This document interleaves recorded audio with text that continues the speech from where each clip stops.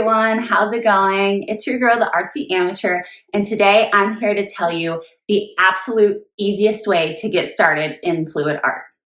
I know when I was a beginner just a few months ago, I found it so overwhelming on all of the different techniques to do, paint consistency, how to mix paints, all the different ratios. So this video is just gonna walk you step by step on the easiest way to get started so you can get painting immediately. If you could do me a favor real quick first, give a like on this video and subscribe to my channel and hit the bell notification so I can create more content for beginners just like yourself.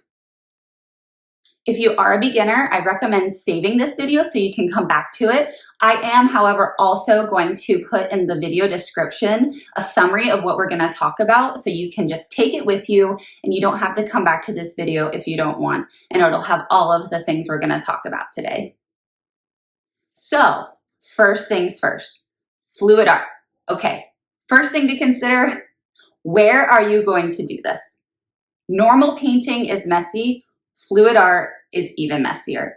And this is because in fluid art nature, you're intending to pour paint over the surface of the canvas, and that paint has to have somewhere to spill onto. Now, you don't need a fancy art studio. You don't need a big giant art table. You just need a space that is going to be bigger than the canvas you're working on so it can catch the paint that spills off. Some people use their dining room table. I have a little table that I like to take outside. If you live in a warm climate, I love doing outside paint pours because if it does spill over, it's on the grass or gravel and who cares, right? So if you have that option, definitely recommend getting that right away, but you can just use any table that's bigger than your canvas. As far as what to cover your table in, you can use something like painter's plastic drops. You know, if you're painting your house, you put something like that covering on your floor or on your furniture. You can definitely cover your table using that. Some people use aluminum foil. I have had instances where it kind of slides under the aluminum foil, so just be wary of that. One of my favorite things to do though, I have a silicone mat. Highly recommend buying a silicone mat if you're going to be doing this often. But a silicone mat's great because if the paint dries on it, you can just peel it right off and start all over again. So I'll link that in the description below as well. You can get it on Amazon really easily. And finally, for somewhere to paint, if you don't have any of those options, I have heard of people doing this in their bathtub. That way, any paint that spills over, you can just rinse it off with your shower head. This is acrylic paint, so it is water soluble. So if all options are exhausted, that can be an option as well. Okay, second thing, materials. What do you need to do fluid art painting? Number one, a canvas. I like to use stretched canvases. You can buy really cheap starter packs on Amazon or go to Hobby Lobby or Michael's. I really enjoyed either the 12 by 12 or 11 by 14 canvases because they're so easy to maneuver when you're first starting out. They're also very, very affordable. You can buy a pack of like 10 for just like $15. So when you're just starting out and learning, I highly recommend those very affordable beginner canvases. Okay, let's talk about paint. I know for myself, I was a little bit overwhelmed of all of the different mixing, mediums, ratios, and now that I am established, I am getting into, some of that science and different techniques. But if you're just looking to start out, both Hobby Lobby and Michael's make ready to be used pre-mixed pouring acrylic. And, they're not the best, but they're actually not so bad. Some colors are better than others, I will tell you from experience. But if you look behind me, almost all of these paintings were made with the pre-mixed pouring acrylic, and I still use them today for some things. So don't be discouraged. And it's definitely the easiest thing to buy because they are ready. Another tool or utensil you will need are some cups. So in pouring acrylic fluid art, there are several different techniques. One of the ones that I love is to do a layered cup. So you can just get any disposable cup. It can be paper, plastic. I prefer the transparent plastic ones just so I can see how my layers are going. But, you know, just a cup to pour your paint in before it gets on the canvas. They do make several different pouring acrylic tools for cups. So you can get these on Amazon. I will link those in the description as well. They're silicone. They have different chambers that you can use if you want to do some straight pours. They make beautiful designs as well. Another thing you might want to purchase are some giant push pins or some triangles to be able to pin the back of your canvas. So this helps not only make it level for drying, but it also gives you some things to hold on to while you're maneuvering the canvas itself. Okay, once you get your space prepared and your paints and canvas ready, it's time to get started. So one of the first things I like to do is tape the back of my canvases. This just helps create a clean line and helps sticking when you're taking the pins out. So after you tape the back, put those push pins or whatever you want to fasten on the back of your canvas to keep it level and assist in drying. Okay, let's walk through, I think, probably the 3 most basic techniques to fluid art.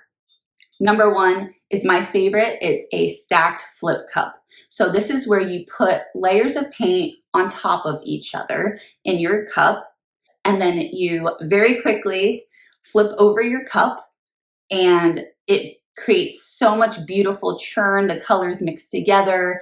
You can get defined lines, but a lot of times you get a lot of mixing. So just be cautious with the colors you're using. There's a lot of ways to make brown, and brown isn't always desired. So, you know, using primary colors, you want to definitely avoid colors on top of each other that would create brown. I'll post the color wheel in the comments below as well.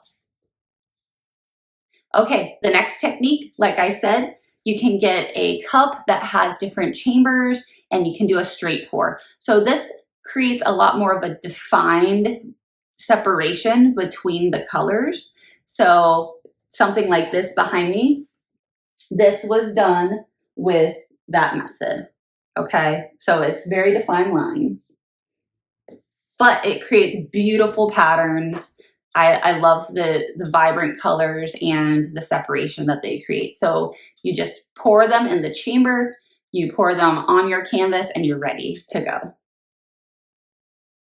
Okay, last but not least, probably the easiest thing you could do is just to put a base color down of your favorite color of fluid art, and then just add random lines. So this is one of the techniques that I actually started out doing. It's created some of the canvases behind me, like this one and this one here. So there's a multitude of things you can do. And all I did was just use my creativity, just put lines down, squiggles down, whatever you want directly out of the paint container itself.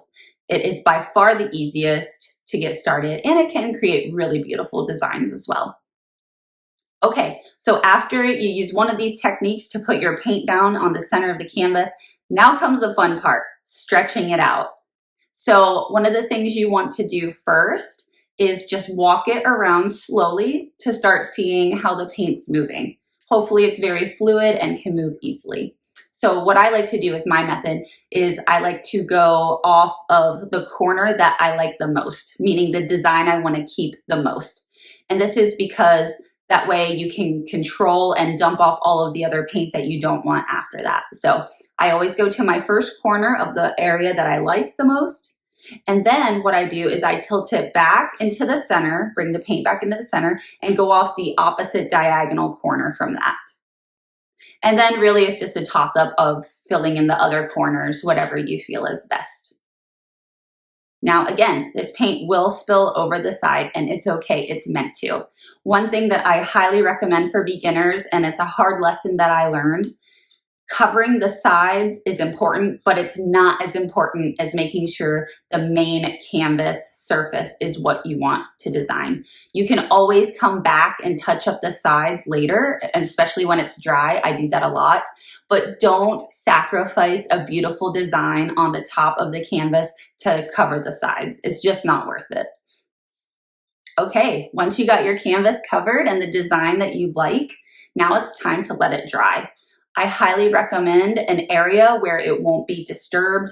I have animals and kids and it's pure chaos, so I have an office that I lock my paintings in as they dry. And one very important thing to avoid cracking in a painting, which happens often to beginners, you don't want your room too warm, and you also don't want a draft in the room, like a ceiling fan or a fan or any forced air. And this is critical because what happens is the paint dries at different rates of the different layers, and it causes it to pull away from each other and crack. So a nice quiet room where it's going to be undisturbed, cool / room temperature, you probably want 65 to 70 degrees, ideal. And then no drafts, no forced air, no air movement at all. It can take several days for it to dry like this, but it is worth it from getting cracks. Cracks can ruin your entire design. Okay, once it's dry, the big reveal, you get to pull off the back of the tape and pull out the push pins and hang it up in your room or give it to a friend or just keep it, in a closet for rainy days when you need to look at something and be happy. So I have a lot of mine hung up on my wall. I am going to do some art fairs this summer. Hopefully I can sell some. I do have an Etsy site as well if you would be interested in purchasing any of my artwork, and I do take commissions. Well, I hope this video was informative to you. I know I wish I would have had something like this when I was just beginning, somebody to walk me through every step, but very simply so I could get started right away. And that's really the biggest takeaway from here. Just get started creating. It might not turn out great the first time or the second time or the first few times. It doesn't matter. It's so much fun. Don't let the intimidation of artwork scare you. It is well worth it and very therapeutic. So please leave me a comment if there's anything else you would like to know as a beginner artist. Remember to like this video and subscribe to my channel. I do have some crazy creations on my channel that I've done if you're interested, so please check those out. All right, best of luck, everyone. I'll see you next time.